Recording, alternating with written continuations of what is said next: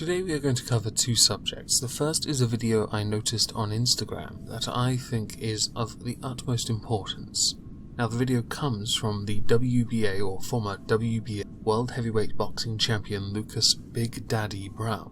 I'm actually a huge fan. I watched you beat Shagayev. It was actually one of your best performances ever. Your movement and the way you finished, yeah, well done. The drug thing, yeah, I'm glad that everyone agreed the first wasn't actually your fault. Second one, yeah. But you asked a question, Lucas that is, in an Instagram video which I have recorded because I want to show everyone what you've asked, and I believe my audience, along with myself, can give you a suitable response. Okay, I've got a question for all my people out in social media land. There's a particular word that the people around me don't really like, but I like saying it. I think it's funny, and because another reason because they don't like it, I like saying it even more. So the word is moist. Moist. Is there something about that word that you don't like? Because I like it. I reckon it's a great word, especially when you say it like moist with a st at the end. Hit me up, messages, whatever it may be, comment, and let me know if you like the word moist. Right, so within that video there are a number of questions, queries. Firstly, does the word moist bother me? No. For someone with a very dry sense of humour, I am synonymous with it. And I love the word, mostly because it annoys a lot of people. But also, seriously, look at me. There were a number of studies done I have mentioned in videos in the past. I will link one of them below, where there were studies done in America, I believe in a particular area of California, where they ascertained a percentage did in fact find that word to be quite offensive, or get a reaction from the people they asked. However, because of the size pool of those they asked, it is not indicative of a trend within a country, merely a trend within a location of people, many of whom would be charitably known as snowflakes, because of where they live. I know I earlier said California, but where the study was conducted, others would say it's not California, but the other California that is more commonly known as Commifornia. Personally, I think it's a load of rubbish, but I do know others that are perturbed by other words. For example, I know one very well-known conservative YouTuber who doesn't like the word penetrate, and as it's nearly been a year since you were supposed to make me a Sammich, I'm going to out you for that one roaming millennial. I mean, Lauren Chen, where's my Sammich? Anyway, if you do like the word moist, hit Lucas Big Daddy Brown up on Twitter and just say the word moist. I hope, by the way, you get into more big fights before you retire. Time is against you, and I would like to see you lift gold one more time at least.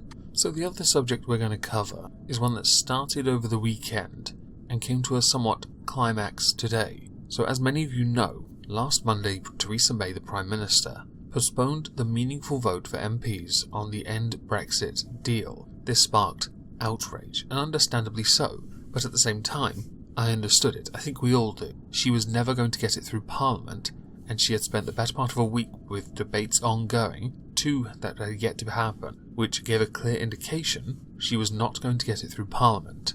As her job means she needs to get bills through Parliament, and she couldn't, I, along with many other people, said she needed to resign. This led, not because of me, but because of her postponing the vote, to a few MPs, 48 to be exact, sending letters to the chairman of the party, the Conservative Party, which would then initiate a vote of no confidence. Due to the nature of that, the turnaround for this no confidence vote to take place had to be expedient, considering we not only have the end of parliamentary session before the Christmas break coming up, but also we have just over 3 months, maybe just under 4 now at this point, before we leave the EU, either via a deal, a renegotiated deal, a new government deal, or we crash out with no deal. I will leave you all to your opinions on that, because I don't want to give my opinion again just yet, although I do state it on many occasions on the Cthulhu-Kin and Friends show with the many political streams I do. Now, as many of you know, Theresa May won the vote by 200 votes to 117 against.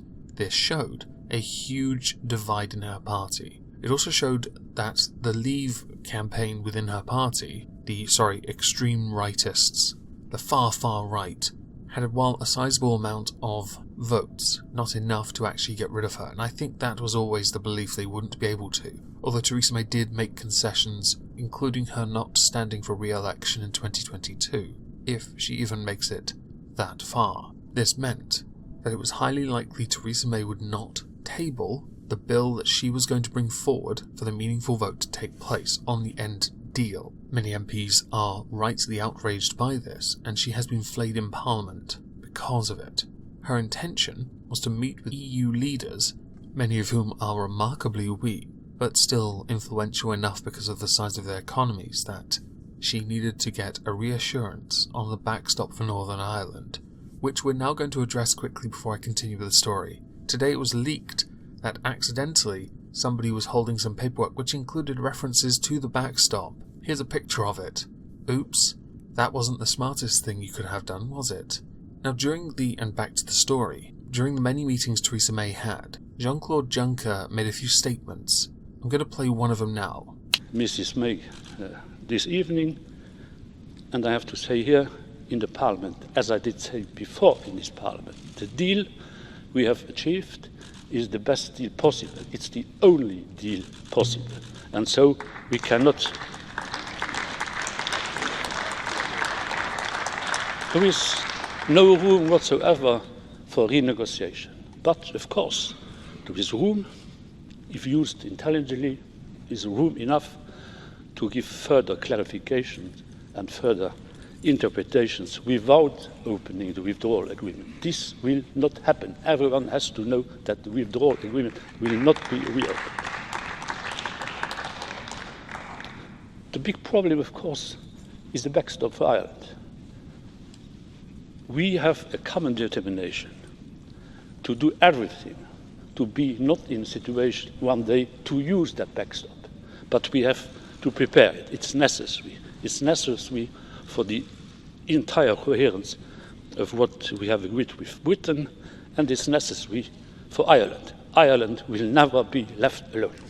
After this, it led to a video emerging, a really uncomfortable one that at the same time I really like, because it wasn't inaccurate, but the indignation. If only she could have just toppled the drunk over when he called her nebulous. Or she accused him of calling her nebulous, and I'm going to play the video for that as well now.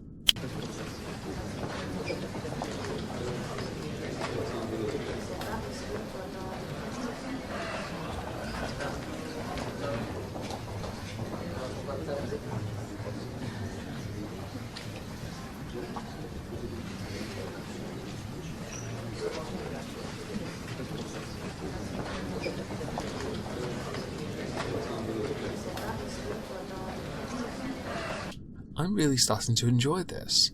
This confirmed the often agreed suspicion that the EU is unbreakable in this bloody-mindedness. They want to be more powerful than they are, even though they are unelected commissions. Dennis Skinner last week, during the postponement debate and all that nonsense, stood up and said something that is quite right. He made a very good point about all of this, about how we failed, how our government failed in negotiating, not because of the unelected heads involved, but because we gave all the cards to the EU. We legitimized them, kind of like how Trump legitimized Kim Jong-un. False equivalence, I know, but if you're going to say that's legitimizing a terrorist, let's just say it's the same for the EU, who I hold with a certain level of contempt. I do apologize, but I'm not wearing my skeptic clone suit, and I never will, because, updates. I'm going to play a clip of what he said, because it is appropriate. Mr. Dennis Skinner, doesn't the Prime Minister realise that she's handed over power, not to people in this House, but she's handed over power to the people that she's going to negotiate with over there in Europe? She looks very weak, and she is.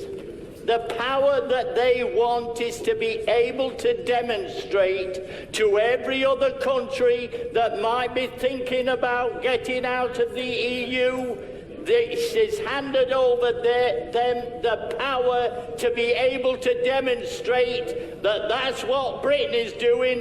The British Prime Minister now doesn't know whether she's on this earth or Fuller's because of the action she's taken. Mrs. Thatcher had a word for it. What she's done today, F-R-I-T, she's frit. Now all of this has culminated in one rather glorious moment that happened yesterday in Parliament, because many were calling for it. Many had asked Corbyn why he had yet to act, but he needed something. He needed an assurance that the meaningful vote on the final deal for leaving the EU would take place before the Christmas break. It had to be tabled and put in the diary before then, which is, by the way, at some point this week. Theresa May indicated in Parliament that this could not happen, and the earliest might be January the 14th, and I'm only going to remember that because it's a day before my birthday. What a wonderful present it could be. I joke, I don't get presents. Because Theresa May has said this would not happen, Jeremy Corbyn finally enacted what many believe he would, and I'm going to play that clip as well. The Prime Minister has obdurately refused to ensure that a vote took place on the date she agreed. She refuses to allow a vote to take place this week and is now, I assume, thinking the vote will be on the 14th of January, almost a month away. This is unacceptable in any way whatsoever.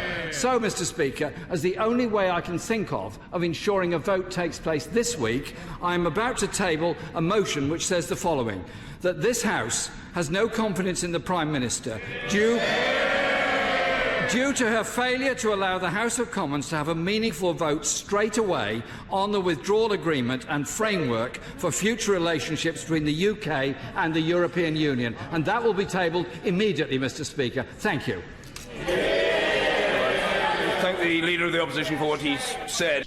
This is going to be a very interesting, because if this vote takes place this week, Theresa's probably going to lose it, because her deal won't get through Parliament. Her party is split 2/3 on one side and 1/3 on the other. She therefore doesn't have a majority, and she would need a majority to keep her job. The SNP are united against her because they are only interested in Scotland's interests, because while they want independence, they simultaneously want to become a part of another union. Northern Ireland are being sold down the river. Gibraltar aren't involved, and Labour will vote against anything because they want a second referendum. Which, by the way, brings me to a rather interesting point. Theresa May was quite right when she called out Tony Blair for wanting another referendum, because Tony Blair is an irrelevant little shit. A warmonger who profited off of this. Sorry, a philanthropist, as he likes to call himself. You're a war criminal, and you should be in prison, getting butt-fucked by a rather burly Scotsman with a veiny Pringle-tubed cock. Anyway, I thought I'd give an update to all of this because this shows a remarkable level of drama in British politics, and it's all quite interesting. It's why I also worked you all in to stick around with the Lucas Brown stuff, because that's fun, and I really wanted to cover that. So I hope everyone has a lovely Tuesday, and thank you for listening.